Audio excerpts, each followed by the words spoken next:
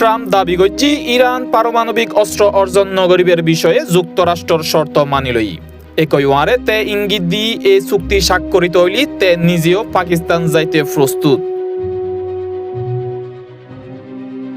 White হাউসের বাইরে সাংবাদিকক লয়ে আলাপকালে ট্রাম্প জানাই ইরান যুক্তরাষ্ট্রের প্রায় ব্যাগ সত্য মানিলই তে আরো দাবি করছি অন্তত 20 বছর পর্যন্ত পারমাণবিক অস্ত্র তৈরি নগরীবের বিষয়ে তেহরান সম্মত হই। ট্রাম্প জানাই ওয়াশিংটন ও তেহরানের মধ্যে আলোচনাত পাকিস্তান মধ্যস্থকারীর ভূমিকা পালন করে। গত সপ্তাহ ইসলামাবাদত দুই দেশের মধ্যে প্রথম দফা আলোচনা অনুষ্ঠিত হইল।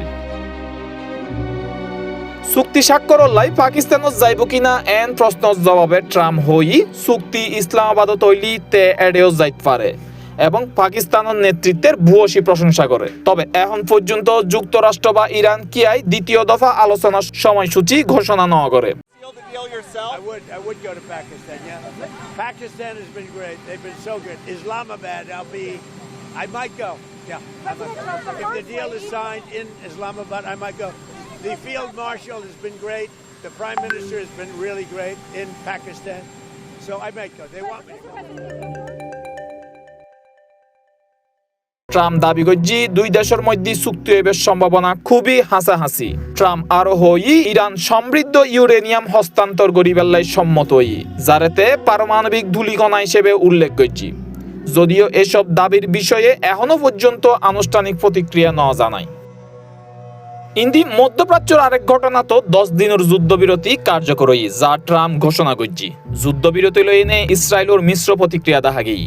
কিছু কর্মকর্তা ও নাগরিকের মতে ইয়েন তারার উদ্দেশ্য সাফাই দেওয়ার সিদ্ধান্ত।